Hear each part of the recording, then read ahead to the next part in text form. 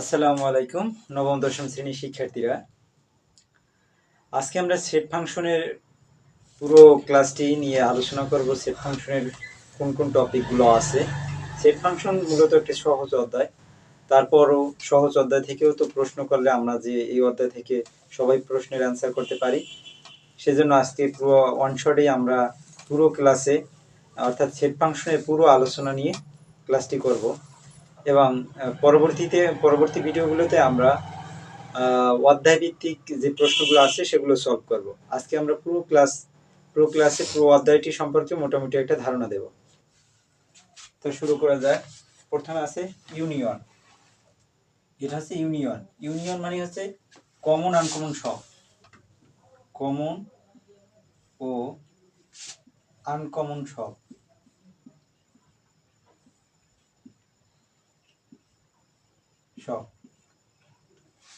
আর তারপর আছে ইন্টারসেকশন।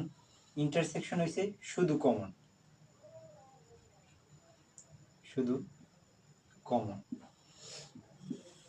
তারপর এই সেট ফাংশন মূলত আমাদের সেকেন্ড বন্ধনী অর্থাৎ সেকেন্ড ব্র্যাকেট ব্যবহার করতে হবে, এটা হচ্ছে মাস্ট। ইউনিয়ন, ইন্টারসেকশন, তারপর আছে আমাদের পূরক সেট। ধরো এই পূরক দুইভাবেই লেখা যায়, এই পূরক এভাবে এবং এভাবেও লেখা যায়। পূরক মানে হচ্ছে ইউ মাইনাস এ, অর্থাৎ ইউ মাইনাস তারপর এ থাকলে এ, বি থাকলে বি, অর্থাৎ বি পূরক হলে আমরা লিখবো ইউ মাইনাস বি, সি পূরক হলে ইউ মাইনাস সি, এভাবে। ইউ এর একটা মান থাকতে, এটা হচ্ছে ইউনিভার্সাল সেট, সার্বিক সেট যেটা। এরপর আমাদের আছে আরো ক্রস গুণন, কার্তেশীয় গুণজ যেটা, এ ক্রস বি আছে। তারপর আমাদের আছে এ বাদ বি, এটা হচ্ছে বাদ চিহ্ন, এ বাদ বি। এরপর আমাদের আর আছে কি, আর আছে পাওয়ার সেট। ধরো পি পাওয়ার সি, সি এর একটা উপাদান থাকবে পাওয়ার সেট। এখন এই সবগুলো নিয়ে আমরা একে একে একটার পর একটা আলোচনা করব। প্রথমে আছে আমাদের ইউনিয়ন।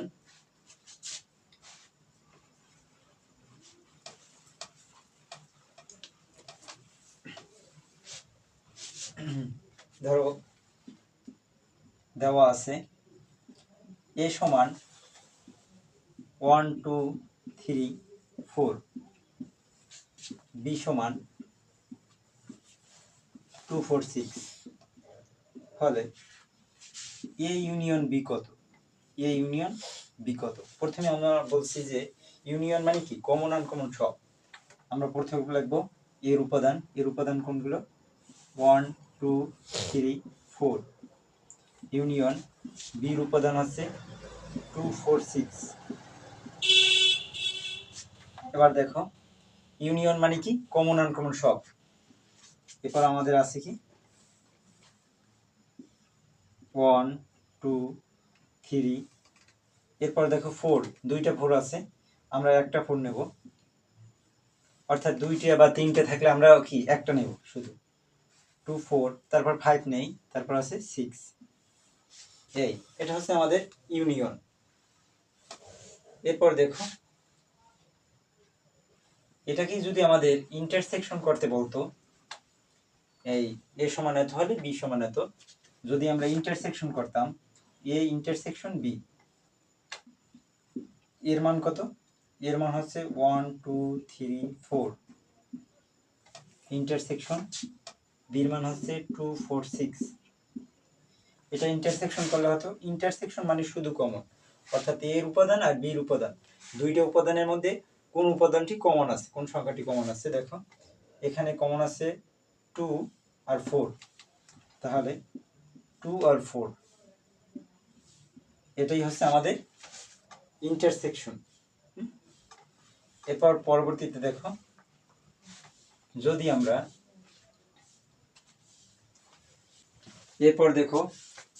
আমরা ক্রস গুণন করতাম এ ক্রস বি, সেক্ষেত্রে ধরো এর মান আছে কত,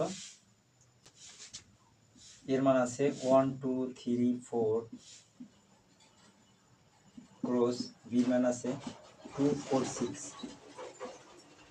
দেখো প্রথমে এই 1 দিয়া এই তিনটা, তারপর 2 দিয়া এই তিনটা। দেখো প্রথমে লিখবো আমরা 1, 2, তারপর 1, 4, 1, 6, তারপর 2, 2, 2, 4, 2, 4, তারপর 2, 6, তারপর আছে 2 শেষ, এরপর আছে 3। 3 দেখো 3, 2, 3, 4, তারপর আছে 3, 6, তারপর আছে 4, 2, তারপর আছে 4, 4, তারপর 4, 6। এইটা হচ্ছে আমাদের ক্রস গুণন, এ ক্রস বি। এভাবে আমরা A cross B, A cross C, যদি ধরো অন্যান্য উপাদানও থাকতে পারে,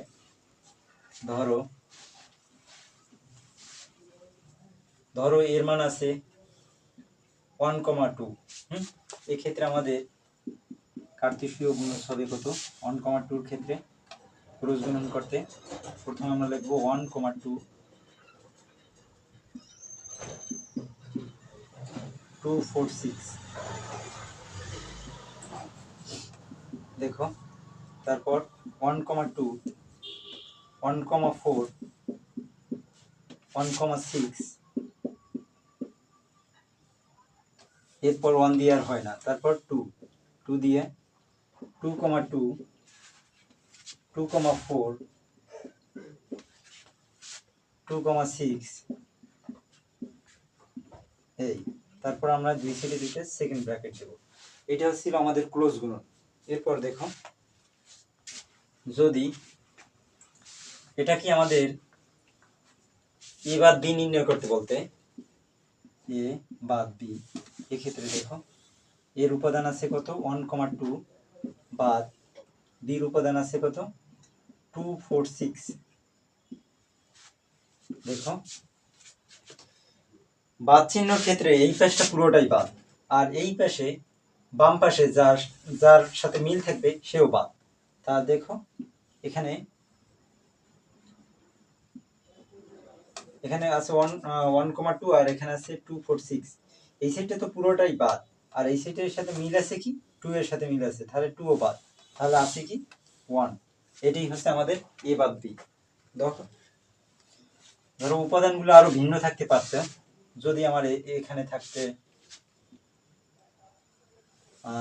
3, 4, 5, 6, তাহলে এক্ষেত্রে আমরা এ বাদ বি নির্ণয় করতাম কিভাবে? দেখো এ বাদ বি এর উপাদান কত? এর উপাদান হচ্ছে 3, 4, 5, 6 মাইনাস বির উপাদান হচ্ছে 2, 4, 6। দেখো এক্ষেত্রে এই সেটটা তো পুরোটাই বাদ, আর যার সাথে মিলবে সেও বাদ। তাই এখানে কার সাথে মিলছে? 4 এর সাথে মিলছে, 4 আর 6, 4 আর 6 এর সাথে মিলছে, আর এখানে তো 2 নাই। এই সেটটা তো পুরোটাই বাদ, আর এই সেটের সাথে যার সাথে মিলবে অর্থাৎ বাম পাশের সাথে যেই সংখ্যার সাথে মিলবে সেই সংখ্যাটিও বাদ।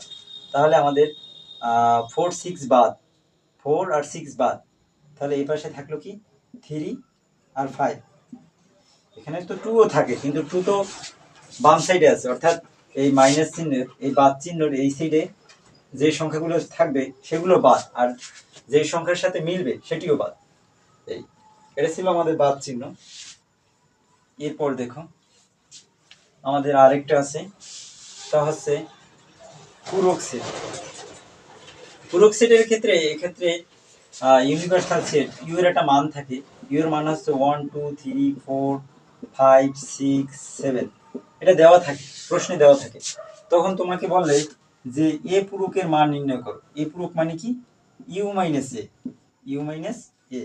তাহলে দেখো ইউ এর মানটা কত?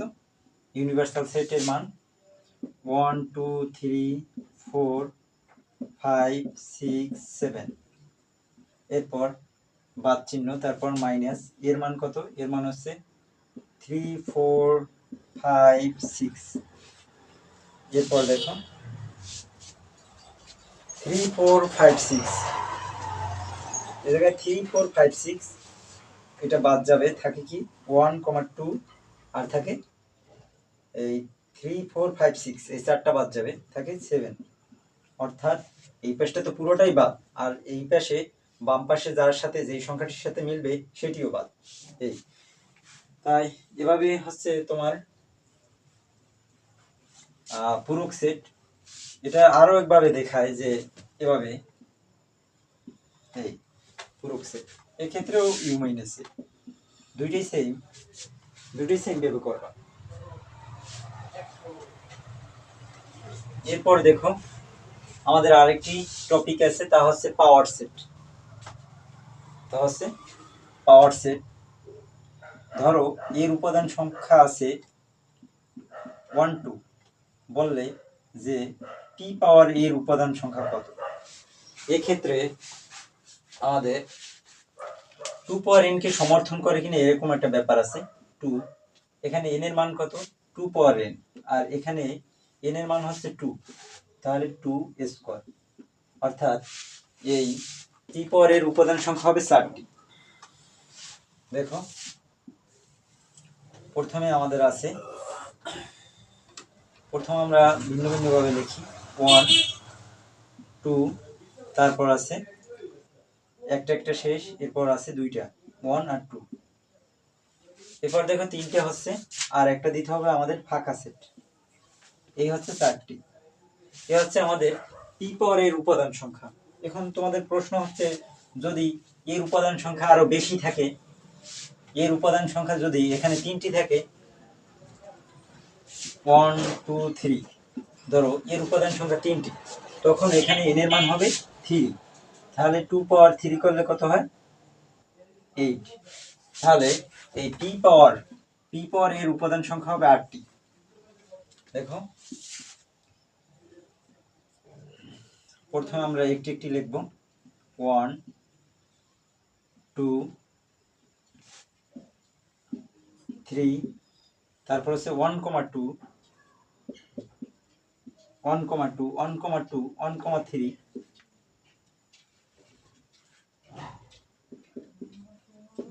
3, তারপর 1 দিয়ে আর হয় না, অর্থাৎ এরপর দেখো 2 দিয়ে 2 3, এটা একটাই হয়, কারণ 2 পর আর কোনো সংখ্যা নেই। অর্থাৎ উল্টো মিলে আসতে পারবে না, সবই বাম দিক থেকে ডান দিকে যেতে হবে। এরপর দেখো কয়টি হচ্ছে, এরপর আর তো 2 দিয়ে হয় না, অর্থাৎ 2 ডিজিটের হয় না, তারপর 3টি 1 2 3। এরপর দেখো, এরপর আরেকটা দিতে হবে ফাঁকা সেট। এরপর দেখো এর পি পরের উপাদান সংখ্যা 8টি হয়েছে কিনা, 1 2 3 4 5 6 7 8। অর্থাৎ এখানে আমরা বলছি যদি এর উপাদান সংখ্যা 3টি হয়, হ্যাঁ, তাহলে পি পাওয়ার এর উপাদান সংখ্যা হবে 8টি। আর এর উপাদান সংখ্যা যদি 2টি হয়, তাহলে পি পাওয়ার এর উপাদান সংখ্যা হবে 4টি। এবং এর উপাদান সংখ্যা যদি 4টি হয়, তাহলে পি পাওয়ার এর উপাদান সংখ্যা হবে 16টি। অর্থাৎ এখানে হবে 2 পাওয়ার 4। তাহলে 2 পাওয়ার 4 করলে হয় কত, 2 পাওয়ার 4 করলে হয় 16। দেখো যদি এর উপাদান সংখ্যা 4টি হয়, এ সমান যদি 1 2 3 4, এর উপাদান সংখ্যা যদি 4টি হয়, তাহলে পি পাওয়ার এর উপাদান সংখ্যা হবে 16টি। দেখো প্রথমে একটি করে নিতে হবে, 1 2 3 4, এরপর দুইটি করে। কিভাবে নেওয়া যায়, 1 2, তারপর 1 3, 1 4, তারপর 2 দিয়ে, তারপর 1 দিয়ে আর হয় না, 1 2 1 2 1 3 1 4, এবার 2 দিয়ে 2 3, তারপর 2 4, তারপর 2 দিয়ে আর হচ্ছে না, 2 3 2 4, এরপর আর 3 দিয়ে হচ্ছে 3 4, এরপর দেখো উল্টো বিলে হবে না, যে 4,3 হবে না, অর্থাৎ বাম দিক থেকে ডান দিকে যেতে হবে আমাদের। এরপর দেখো এখন 2 ডিজিটের শেষ, এবার হবে 3টি দিয়ে 1, 1, 2, 3, তারপর 1, 3, 4, তারপর 1, 2, 4, 1, 2, 4,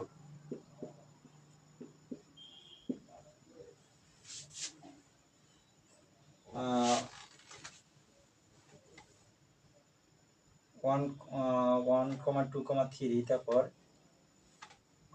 1, 2, 4, 1, 2, 1, 1, 3, 4, 1, 2, 4,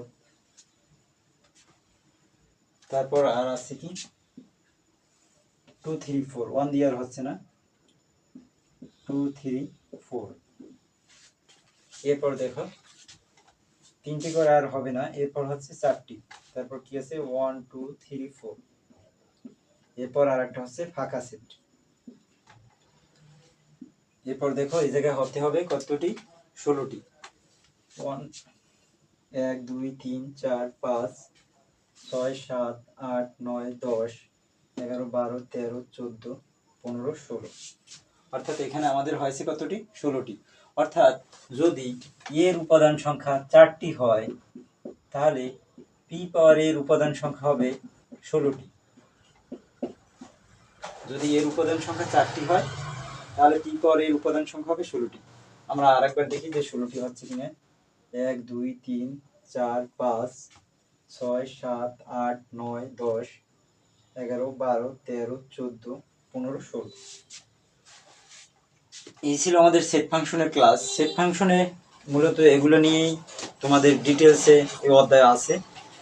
সেই অধ্যায় ভিত্তিক অনুশীলনী প্রশ্নগুলো আমরা ধারাবাহিকভাবে সমাধান করব পর্ব আকারে, 1, 2, 3, 4 এভাবে পর্ব আকারে। ধন্যবাদ সকলকে। নবম দশম শ্রেণীর গণিত বইয়ের সকল ক্লাস আমরা এভাবে ধারাবাহিকভাবে দিব ইনশাল্লাহ।